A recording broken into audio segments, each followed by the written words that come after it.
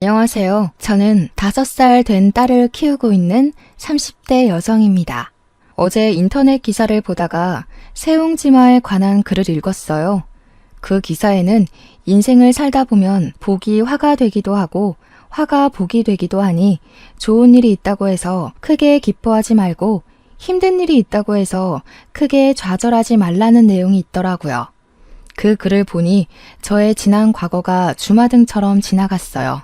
사실 지금 저는 아이와 함께 재혼을 앞두고 있습니다.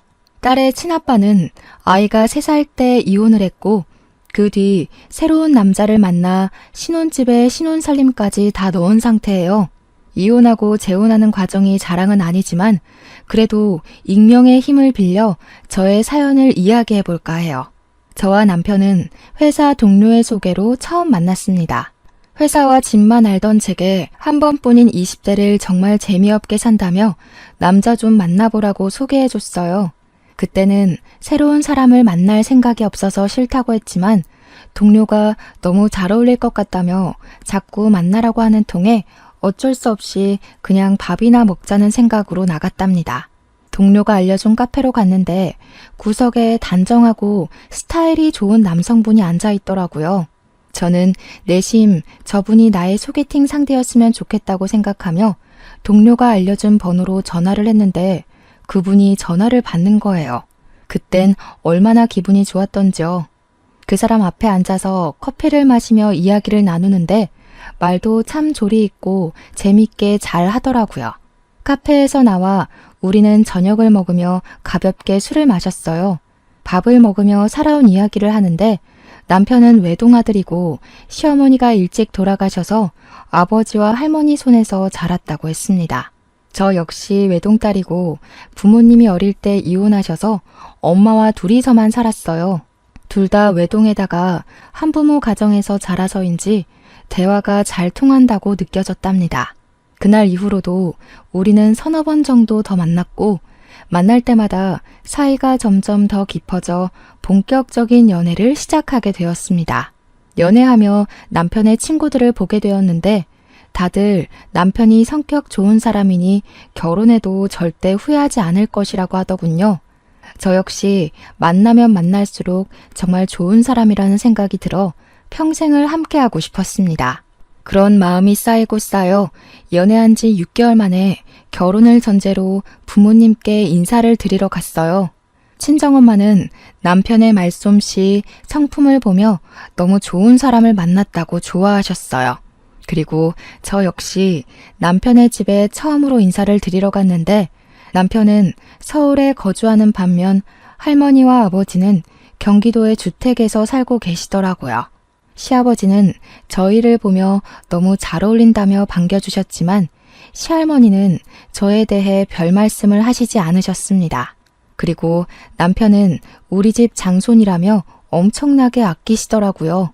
그때 그 모습을 보며 저는 몇 년 전에 돌아가신 우리 할머니가 생각나기도 했고 남편을 저리도 아끼시니 저도 엄청 예뻐해 주실 것이라는 착각에 빠졌었죠. 지금 그런 모습을 본다면 결혼에 대해 진지하게 생각을 해보겠지만 그때는 그저 순수했고 사랑에 푹 빠져서 그런 모습도 정말 좋아 보였답니다. 시할머니는 저희 부모님이 이혼했다는 사실을 조금 탐탁지 않게 생각하시는 듯 했으나 그래도 시아버지께서 요새는 이혼이 흠도 아니고 아버지 본인도 혼자 자식을 키우지 않았냐며 저희의 만남을 응원해 주셨어요.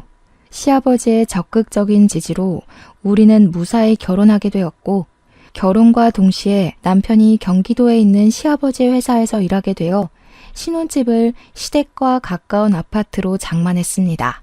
저는 경기도로 이사를 하게 되면서 서울에 있는 회사를 어쩔 수 없이 관두고 전업주부가 되어 새로운 회사를 구해야 했답니다. 하루는 남편은 아버지 회사로 출근을 하고 저는 집에서 회사를 알아보고 있는데 시할머니께서 우리 집에 오셨어요. 시할머니는 다음 주가 돌아가신 시어머니의 제사인데 그동안은 시할머니께서 직접 음식을 장만하셨으나 이제는 며느리가 생겼으니 저한테 제사를 지내라고 하시더라고요. 연세도 많으신 시할머니께서 시어머니의 제사를 지내는 것은 제가 봐도 조금 아닌 것 같아서 알겠다고 했습니다. 사실 저는 제사 음식을 만드는 것에 큰 부담은 없었어요. 왜냐면 저희 친정 또한 제사를 지내고 엄마가 음식 솜씨가 아주 좋으셔서 크게 한식당을 하고 계시거든요. 항상 즐겁게 요리하시는 엄마를 보며 자라서인지 저도 음식을 만들고 차리는 것이 재미있었어요. 그래서 시할머니께서 제사 음식을 준비하라고 하시는 말씀이 크게 부담스럽지는 않았답니다. 일주일 후 결혼 후 처음으로 맞이하는 시어머니 제삿날이 되었어요. 전날 미리 장을 보고 당일 아침부터 부랴부랴 음식을 장만하는데 시할머니가 오셨습니다. 저는 우리 집에서 하던 대로 제사 음식을 만들었어요. 사실 집에서는 제사 음식을 만들 때 제사상에 올려도 결국엔 우리가 다 먹는 것이니 우리의 입맛에 맞게 필요에 따라 다진 마늘이나 고춧가루도 넣고 간을 했거든요. 그래서 그냥 집에서 하던 대로 나물을 삶고 찬물에 헹군 후 다진 마늘을 넣어 무치고 있었습니다. 그런데 그 모습을 본 시할머니께서 제게 호통을 치셨어요. 내 인연! 제사상에 다진 마늘을 넣는 무식한 것이 어딨어? 그거 버리고 다시 새로 무쳐. 그동안 제게 잘해주시지는 않아도 싫은 소리는 한 번도 하지 않으셨던 시할머니께서 제가 나물에 다진 마늘을 넣는 것을 보고서는 싱크대에다가 냅다 던져버렸습니다. 저는 너무 깜짝 놀랐어요. 뭘 멍하니 있어? 제사상에 올라갈 음식은 다진 마늘, 고춧가루와 같은 것을 넣으면 안 되는 거다. 소금이나 간장 같은 것도 넣어서는 안 된다. 알겠어? 그것도 모르고 집에서 도대체 뭘 배워온 거야? 아휴, 내가 이 나이를 먹고 며느리 제사상이나 차리고 어디 제사 음식 대신해주는 믿을 만한 업체나 있었으면 좋겠네. 우리 집에서 음식을 장만하던 것과는 매우 달랐지만 그래도 이게 이 집의 문화겠거니 생각하고 음식을 장만했습니다. 시할머니는 그 뒤로도 제가 음식을 하는 것을 믿지 못하시겠는지 도끼 눈을 뜨고 감시하시면서 조금이라도 실수하거나 정성이 덜 들어간다고 생각되면 호되게 야단을 치셨어요. 음식을 다 장만하고 저녁 시간이 다 되어 제사상을 차릴 때도 시할머니의 야단은 계속되었습니다. 저희 친정이 제사를 지내기는 하지만 음식을 제사상에 올릴 때는 친척 어른들이 올리셔서 자세한 음식의 위치는 잘 모르거든요. 그래서 제가 음식들의 위치를 몰라서 헤매고 있으니 멍청하게 그것도 모른다며 무섭게 혼을 내셨습니다. 온종일 혼나서 눈물이 나오려던 찰나 시아버지께서 남편과 같이 오셨고 시아버지는 제게 정말 너무 고생 많았다며 적지 않은 용돈을 주셨어요. 남편도 음식하느라 힘들었을 텐데 종일 고생 많았다면서 저의 어깨를 두드려 주었어요. 그날 종일 정말 힘들었지만 그래도 시아버지와 남편이 위로해주니 금세 기분이 풀렸습니다. 무사히 제사를 지내고 한 달 정도가 지났을 때였어요. 제 몸에 이상을 느껴 산부인과를 가보니 아기가 생겼더라고요. 초음파로 확인을 하고 심장 소리까지 들은 후 남편과 시댁 친정에 연락했습니다. 친정엄마는 당연히 기뻐하시고 시할머니와 시아버지 남편 모두 엄청 좋아했어요. 뱃속의 아기는 주수에 맞게 잘 자라 16주가 되어 성별이 나왔는데 딸이었습니다. 임신한 아기가 딸이라고 하자 시아버지 친정엄마 남편은 요새는 딸이 대세라며 축하해 주셨어요. 반면 시할머니는 딸이라고 하니 축하는커녕 쓸모도 없는 딸을 왜 가졌냐며 화를 버럭 내시더라고요. 저는 아들이든 딸이든 건강히 낳아서 키우면 된다고 생각했는데 이 시대에도 고작 딸이라는 이유만으로 이렇게 화를 내시는 시할머니가 이해가 되지 않았습니다. 그리고 그때부터 시할머니의 시도 때도 없는 구박이 시작되었답니다. 시할머니께서는 한 달에 한 번꼴로 우리 집에 오셔서는 집안꼴이 개판이라고 난리를 치셨어요. 오실 때마다 냉장고 검사를 하시고 냉장고에 반찬이 있는데도 우리 손주가 좋아하는 것은 하나도 없다며 남편의 식사를 제대로 챙기지 않는다고 혼을 내셨습니다. 그러면서 대화의 마무리는 이혼한 가정에서 자라서 배운 게 없다고 하시고 그런 부족한 집안에서 자란 저를 거둬줬으면 아들이라도 가져서 이 집안의 대를 이어야 하는데 딸을 가졌다고 구박하셨답니다. 그렇게 2번 정도 오시니 그 후로 할머니 얼굴이 인터폰에 뜨면 심장이 두근거리더라고요. 맘 같아서는 그냥 집에 없는 척하고 문도 열어주기 싫었지만 이미 91세나 되신 시할머니께서 돌아가시면 제가 문전박대했던 것이 후회로 남을 것 같아서 그냥 오실 때마다 문을 열어드리고 잔소리를 심하게 하셔도 한 귀로 듣고 한 귀로 흘려보내고 해왔답니다. 시할머니로 인해 스트레스를 많이 받았지만 그래도 남편이 잘 해줘서인지 뱃속의 아기는 아주 잘 자라 어느덧 막달이 되었어요. 출산 전 검사를 하는데 아기가 여가 상태인 거예요. 저는 자연분만을 하고 싶은 마음에 요가를 하며 아기의 머리가 밑으로 향하기를 기대했지만 아기는 꼿꼿이 여가 상태로 있었고 결국 수술을 해야만 했습니다. 저는 이러한 사실을 시할머니께 말씀을 드리고 싶지 않았는데 눈치 없는 남편이 시댁에서 수술해서 낳아야 한다고 이야기를 하더라고요. 수술로 애를 낳는다는 것이 말이 되니? 아이는 무조건 자연분만으로 낳아야 해. 수술로 낳으면 애가 멍청해진다고. 진짜 너는 이혼한 가정에다가 딸 가진 것도 마음에 안 드는데 애도 멀쩡하게 못 낳고 도대체 잘할 수 있는 게 뭐가 있니? 할머니, 요새는 수술로 낳는 아이들도 정말 많아요. 수술로 낳는다고 아이가 멍청해지는 것도 아니고요. 그리고 이제 저희 둘만 있는 것도 아니고 아기도 있는데 아기 앞에서는 제가 이혼한 가정에서 자랐다느니 아들을 낳아야 한다느니 하시는 말씀은 안 해주셨으면 좋겠어요. 뭐? 이게 어디서 지금 말대꾸야? 뭘 잘했다고? 에이, 할머니 왜 그래? 병원에서 아기가 거꾸로 있어서 자연분만 못한다잖아. 그리고 할머니, 선미는 내가 선택한 여자야. 그니까 너무 미워하지 마. 우리 나이도 많지 않으니까 이번에 딸 낳고 둘째는 아들 가지면 되지. 안 그래? 시할머니는 제가 한 말에 화를 버럭 내셨지만 다행히 남편이 잘 막아주었습니다. 사실 시할머니만 보면 너무 스트레스였지만 그때마다 남편이 중간 역할을 나름 잘해주어서 그래도 참고 버틸만 했네요. 그렇게 수술로 출산을 하고 조리원에 있다가 아기를 데리고 집에 왔는데 시할머니가 집에 계시더라고요.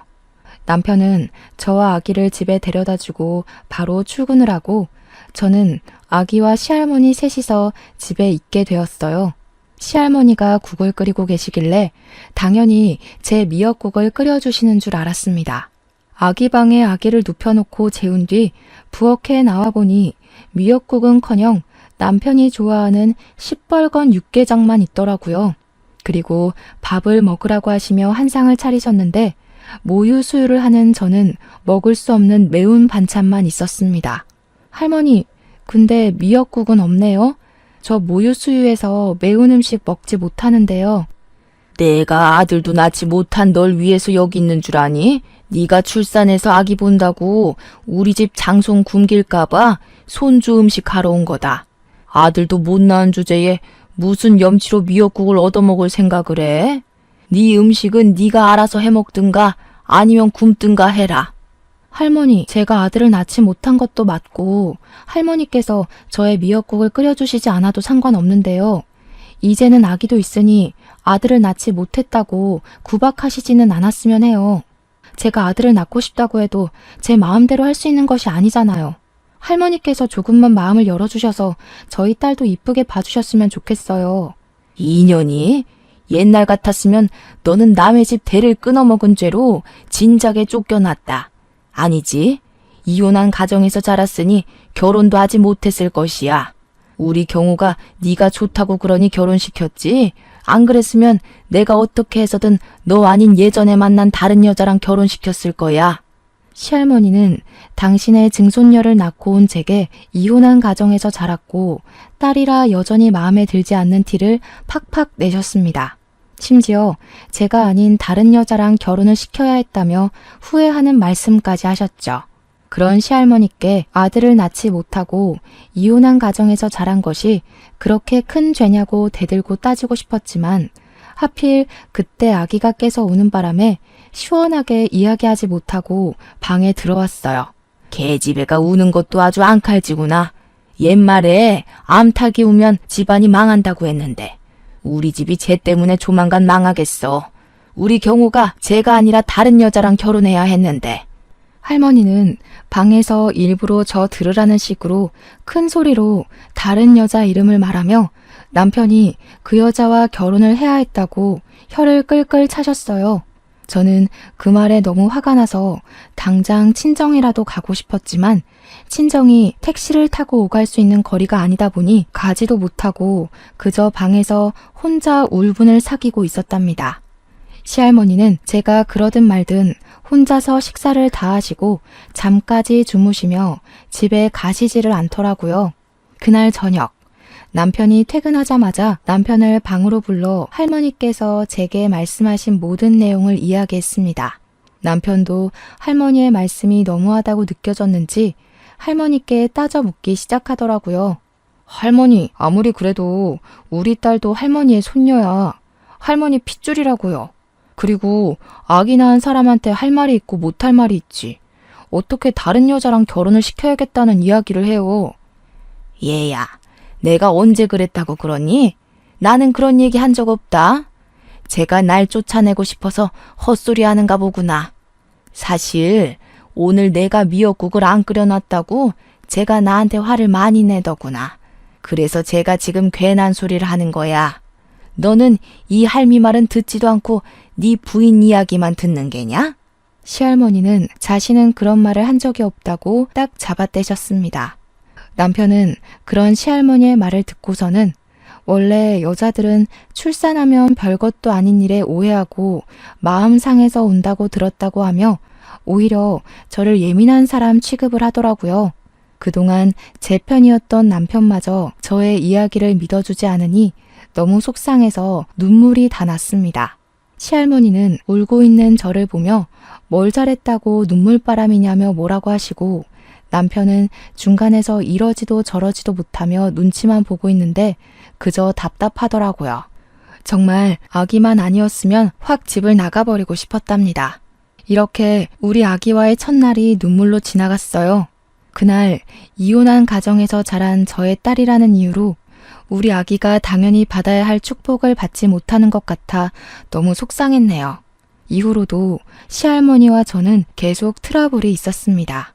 제가 스트레스를 너무 많이 받아서인지 모유가 아예 나오지 않아 분유를 먹였는데 그거 가지고도 뭐라고 하시고 아기를 돌보는 방식에 대해서도 뭐라고 하셨죠.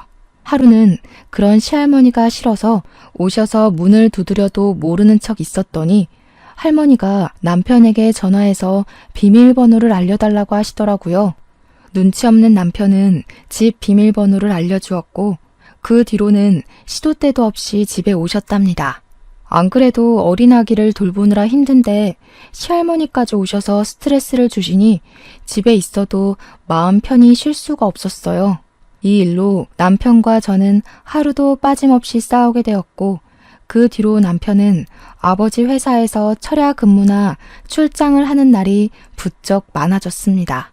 시아버지는 매일 집에 계시는 것 같은데 남편은 집에 오지 않는 것이 조금 이상하다는 생각이 들기는 했지만 그래도 나가서 노는 것도 아니고 돈을 번다는데 집에 들어오라고 할 수도 없겠더라고요.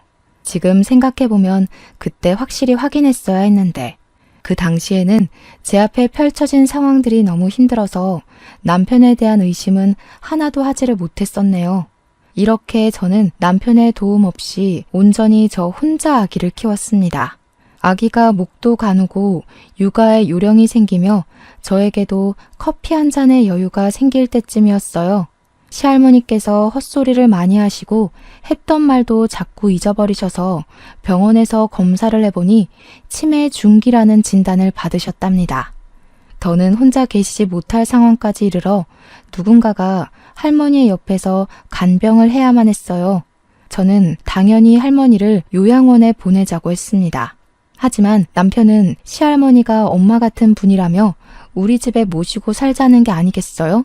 너는 회사에서 일하고 출장 자주 다니니까 거의 집에 없는데 우리 집에 어떻게 모셔? 설마 내가 할머니의 간병을 해달라는 건 아니지? 나는 그렇게는 못하겠어. 게다가 나는 우리 딸 희민이도 돌봐야 하는데 어떻게 내가 치매 걸린 할머니까지 모셔? 그게 말이 돼? 자기가 힘들기는 하겠지만 그래도 고생 좀 해주라. 우리 할머니 나한테는 정말 엄마와 같은 분이셔. 요새 요양원에서 사고도 자주 나고 요양원에 가시면 멀쩡하시던 분들도 편찮아지시고 집에 계실 때보다 더 빨리 돌아가신다더라. 부탁할게. 우리 할머니 모시고 살아주면 내가 정말 평생 잘할게. 응? 솔직히 말해서 할머니가 너한테 어머니 같은 분이시지만 나한테는 나를 힘들게 하시는 분일 뿐이야. 집에 모시고 살면서 너가 온전히 할머니를 돌보게 된다면 또 모르겠어. 하지만 너는 밤에만 잠깐 얼굴 들여다보지만 나는 온종일 할머니와 있어야 한다고. 그리고 우리 희민이는? 지금 아기 하나 돌보는 것도 벅찬데 어떻게 할머니까지 내가 돌봐드리니? 희민이는 어린이집에 보내자. 집 앞 어린이집에 어린 아기들도 많고 소문도 좋더라고. 그리고 우리 아기는 앞으로 평생 볼 수 있지만 우리 할머니는 이제 볼 날도 얼마 안 남았잖아.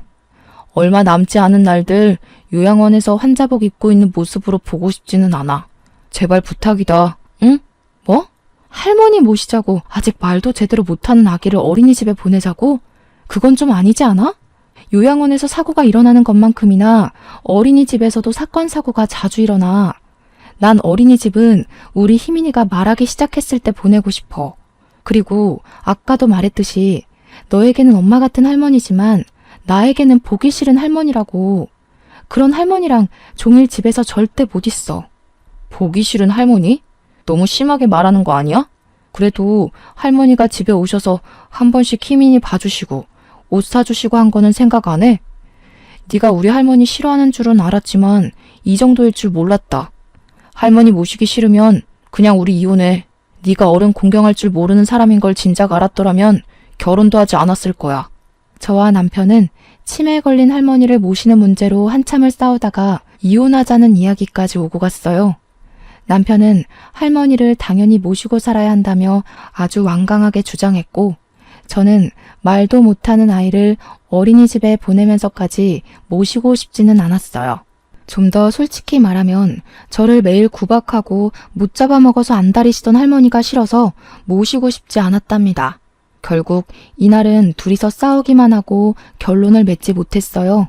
남편과 대판 싸우고 나서 방에 혼자 있는데 정말 많은 생각이 들더군요. 요새 뉴스나 기사를 보면 어린이집 학대 관련 소식이 종종 보이잖아요. 그래서 저는 희민이가 말을 한 후에 어린이집에 보내고 싶었는데 할머니 간병을 해야 한다는 이유로 희민이를 어린이집에 보내자는 게 이해가 되지 않았습니다.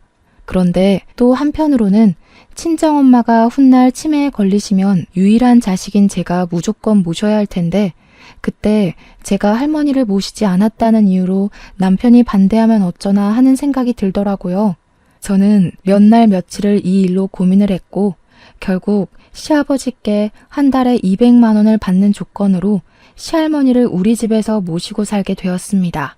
사실 그동안 치매에 관해 이야기만 들었지 치매 환자가 어떤지 한 번도 제대로 본 적이 없어요. 게다가 이미 90세가 넘으신 할머니께서 사시면 얼마나 사시겠냐는 생각으로 겁도 없이 하겠다고 했네요. 그 뒤로 저는 희민이를 어린이집에 보내고 시할머니의 간병을 시작했습니다. 시할머니는 뒤돌아서면 배고프다고 하시고 헛소리도 하시는 등 상태가 아주 빠르게 악화되었어요. 남편이라도 옆에 있으면 좋겠지만 남편은 잦은 철야 근무에 출장으로 자주 보지도 못했답니다. 하지만 남편이 제게 너무 고마워했고 또 시아버지께 다달이 돈도 받아 살림에 보탬이 되니 생각보다 나쁘지 않았어요. 저는 정말 최선을 다해 시할머니를 모시며 하루하루를 잘 버티고 있었습니다. 그런데 어느 날부턴가 할머니께서 자꾸 저한테 우리 지수 어디 있느냐고 하시며 지수를 데리고 오라고 하셨습니다. 저는 도대체 지수라는 여자가 누구길래 할머니께서 이렇게 애타게 찾으시는지 궁금했어요. 그래서 지방 출장을 갔다가 돌아온 남편을 붙잡고 지수가 누구냐고 물어봤죠. 지수? 내가 그걸 어떻게 알아? 그리고 너는 치매 걸린 노인네의 말을 다 믿어? 그냥 뭐 드라마나 TV에서 나온 지수라는 여자 찾고 계시는 거겠지 뭐.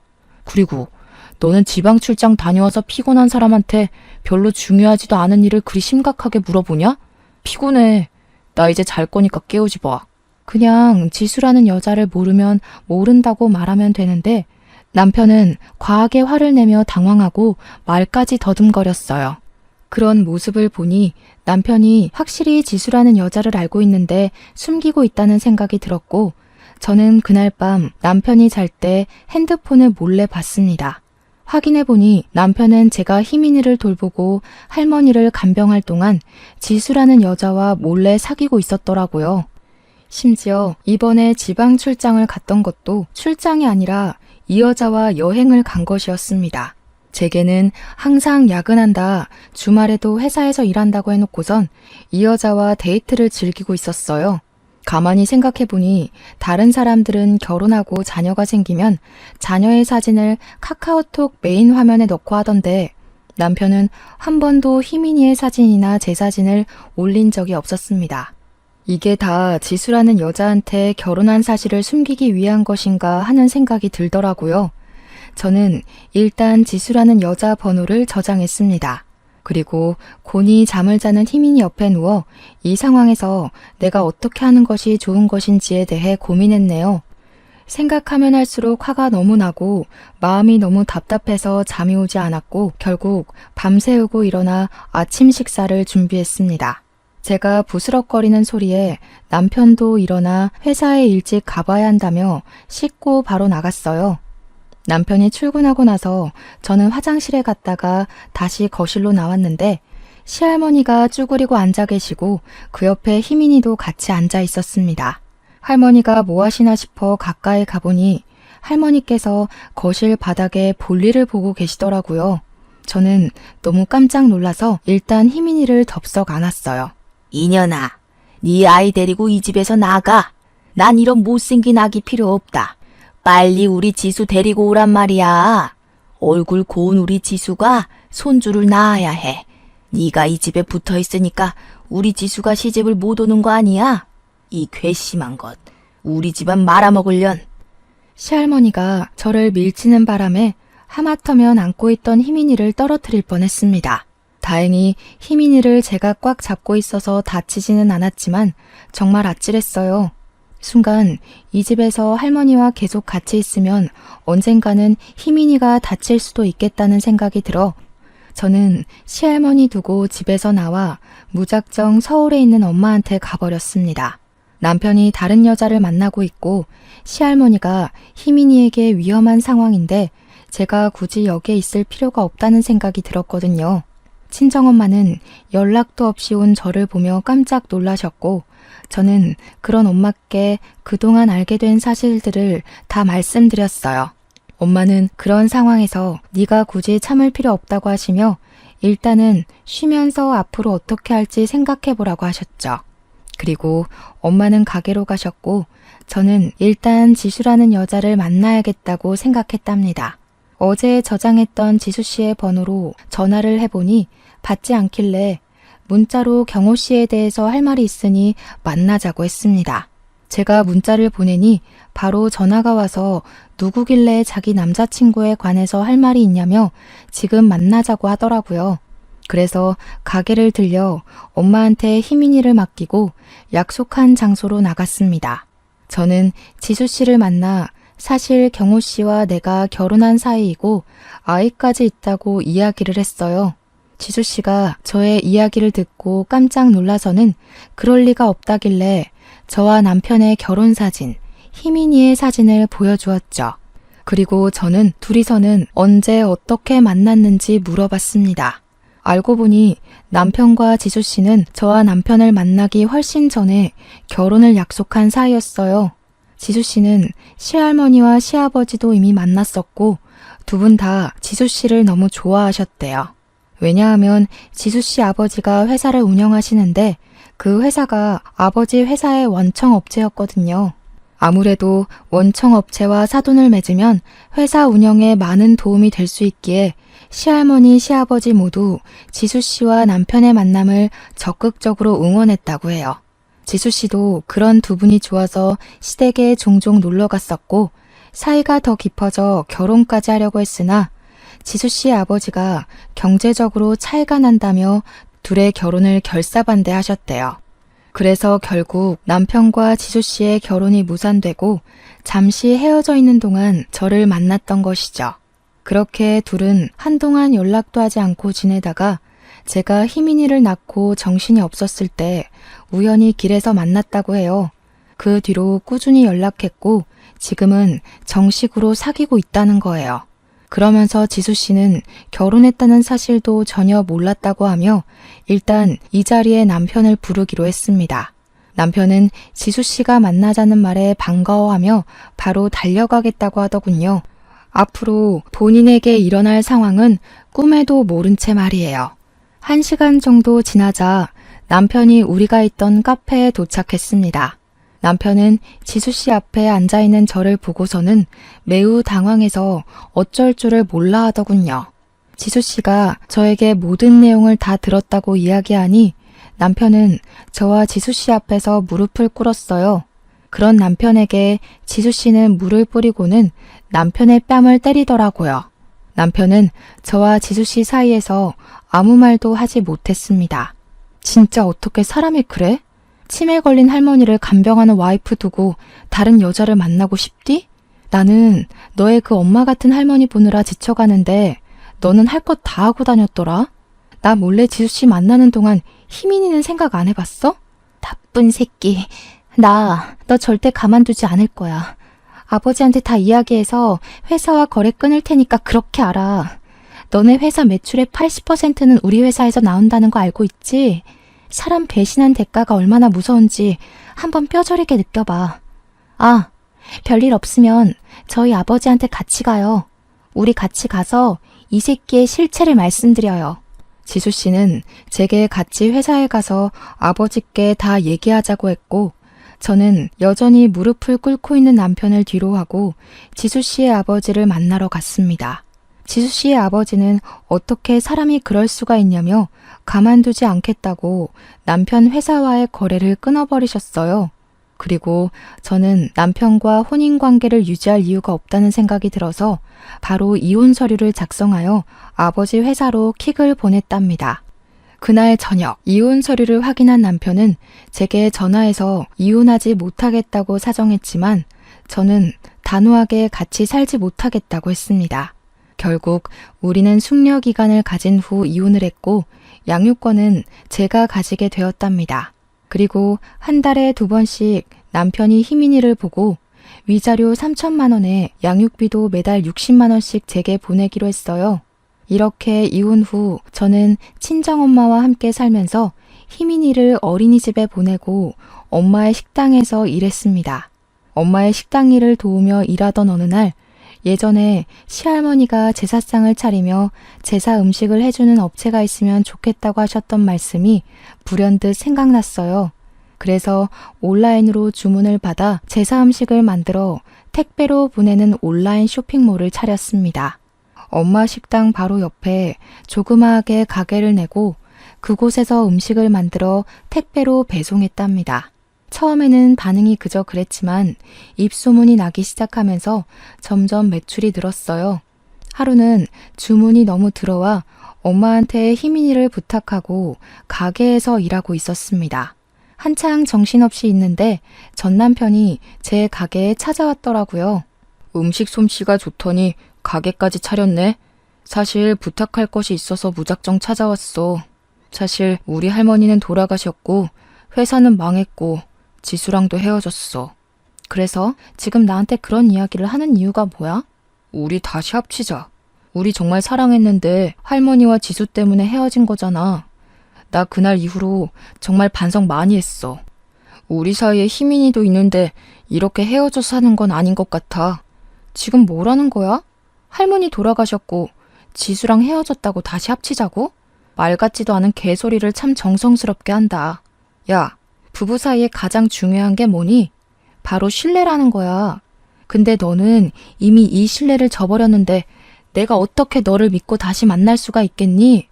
헛소리 집어치우고 당장 꺼져. 전 남편은 저의 단호한 거절에 아무 말도 못하고 돌아갔습니다. 그런데 그날 저녁 주문이 들어와 제 가게에서 음식을 만들고 있는데 전 남편이 술에 취해 비틀거리며 들어오더라고요. 야, 나는 이렇게 쫄딱 망해서 하루 벌어 하루 먹고 사는데 너는 이렇게 잘 나가니까 좋으냐? 너 내가 아주 우습지?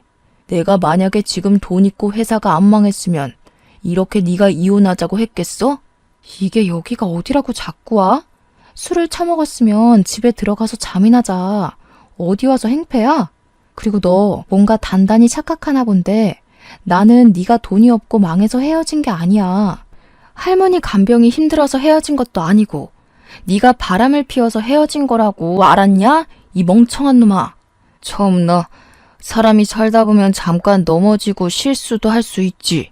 내가 막말로 지수 만나면서 애를 만든 것도 아닌데 이게 이렇게까지 이혼까지 당할 일이냐? 그리고 너 그렇게 이혼 가정에서 자라서 외롭고 쓸쓸했다면서 희민이한테 아빠 없는 가정을 물려주고 싶냐? 너랑 똑같이 살게 하고 싶어?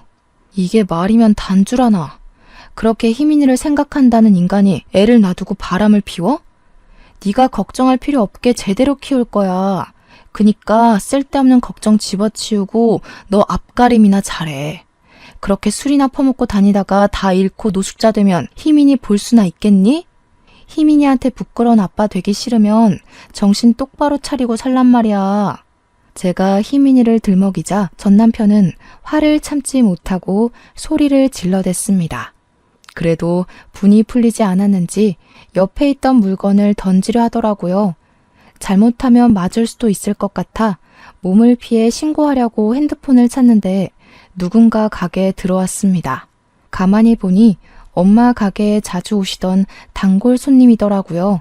그분은 술에 취해서 행패를 부리는 전 남편을 순식간에 제압하고 내보냈습니다.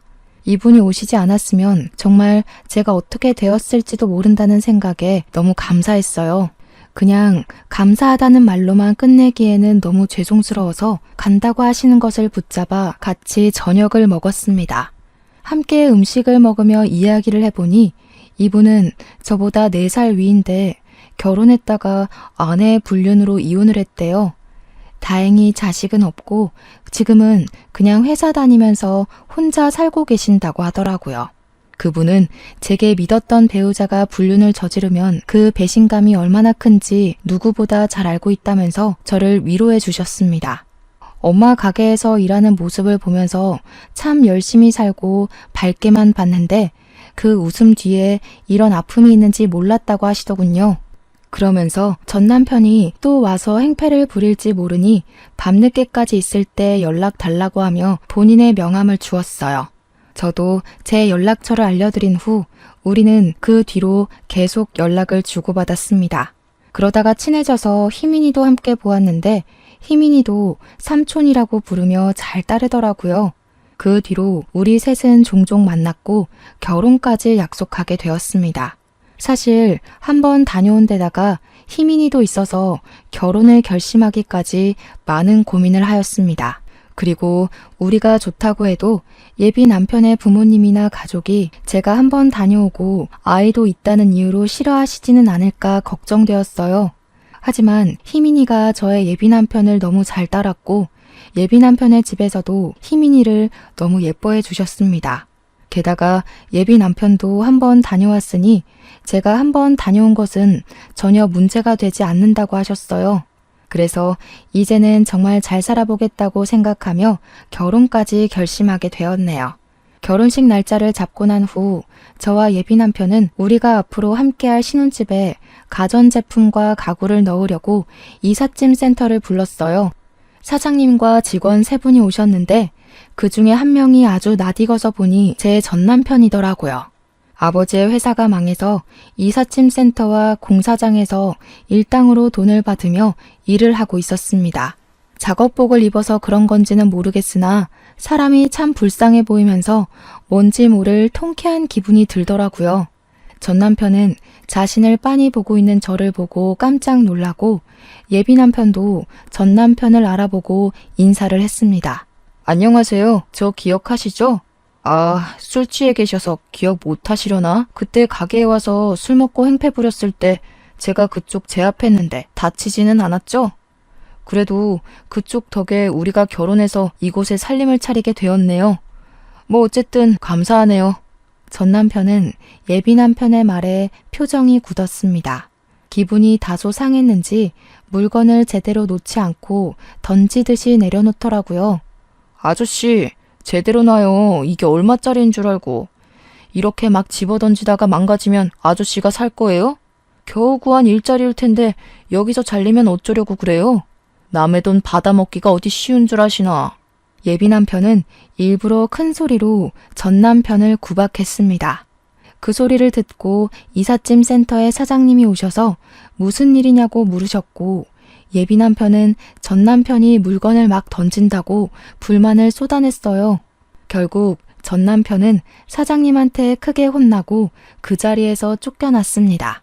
그날 이후 지금까지 연락이 되지 않고 어디서 뭐하고 사는지도 모른답니다. 처음에 전 남편이 저와 비슷한 가정에서 자랐다는 이유로 불같이 사랑했습니다. 정말 그때는 세상의 모든 것을 다 가진 듯이 행복했네요. 하지만 결혼 후 시할머니로 인해 참 불행했어요. 그래도 시할머니로 인해 제사음식 대행업체를 열어서 많은 돈을 벌고 남편의 불륜 사실까지 알게 되었습니다. 전 남편과 함께 한 시간을 돌아보면 행복이 불행이 되고 불행이 또 행복이 되었던 것 같아요. 그래서 재혼을 앞둔 지금은 좋은 일이 있어도 크게 기뻐하지 않고 어려운 일이 있어도 크게 낙심하지 않으려고 해요. 어차피 인생은 좋은 일과 슬픈 일의 연속이고 지금의 행복과 불행이 영원히 가지 않는다는 것을 첫 번째 결혼 생활을 통해 제대로 배웠기 때문입니다. 지금은 그때보다 내면적으로 성숙해졌으니 이제는 예비 남편과 희민이 셋이서 정말 행복하게 살고 싶네요. 저와 제 사연을 듣는 모든 분에게 꽃길만 펼쳐지기를 바라며 사연을 마칩니다. 저의 긴 이야기 들어주셔서 감사합니다.